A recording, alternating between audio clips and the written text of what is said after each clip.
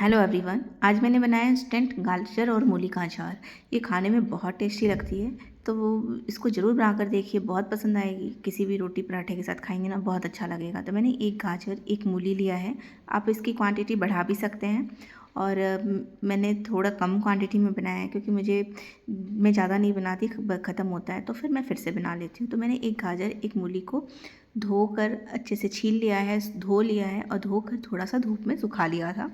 और अगर आपके पास धूप नहीं आता तो आप इसी तरीके से फ़ैन के नीचे भी ड्राई कर सकते हैं। बस ये ध्यान रखिएगा इसमें पानी बिल्कुल ना हो। तो इस तरीके से मैंने मिर्च को कट कर लिया है। और अदरक का इतना बड़ा टुकड़ा है, इसको भी पतले पतले लंबे से लच्छों में काट लूँगी, क्योंकि इस तरीके से ना ये पतले पतले ही अच्छे लगते हैं।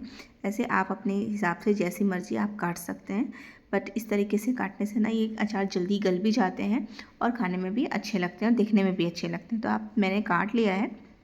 अब इसको ड्राई कर लेंगे। तो इसको जब तक ड्राई हो रहा है तब तक मैंने इसके अचार के मसाले बना लेंगे।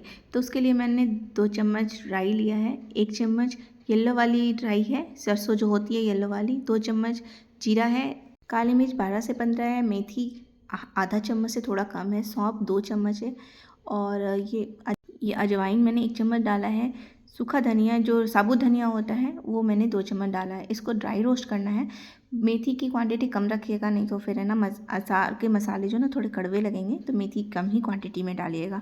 बाकी इसको बिल्कुल ड्राई रोस्ट करेंगे, 2 से 3 मिनट तक भूनेंगे ताकि इसमें से एक अच्छी सी खुशबू आ जाए। उसके बाद जब ये थोड़ा ठंडा हो जाए तो इसको हम दरदरा पीस लेंगे।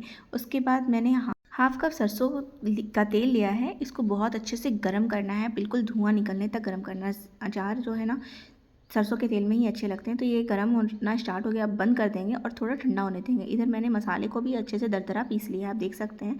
उसके बहुत ज़्यादा पाउडर नहीं बनाना, बिल्कुल दरदरा ही रखना है। अब ये थोड़ा ठंडा हो गया, तो ठंडा होने के बाद मैंने आँच को बंद कर दिया है। अब हींग डालेंगे, 2 चम्मच कश्मीरी लाल मिर्च डालेंगे, हाफ चम्मच हल्दी पाउडर, थोड़ी सी कलौंजी और उसके बाद जो गाजर मूली मिर्च अदरक जो भी था वो ड्राई होने के बाद इसमें इसको डाल देंगे। अब हम गैस को सिम पे बिल्कुल रखेंगे ताकि गाजर मूली इस थोड़ा सा सॉफ्ट हो जाए।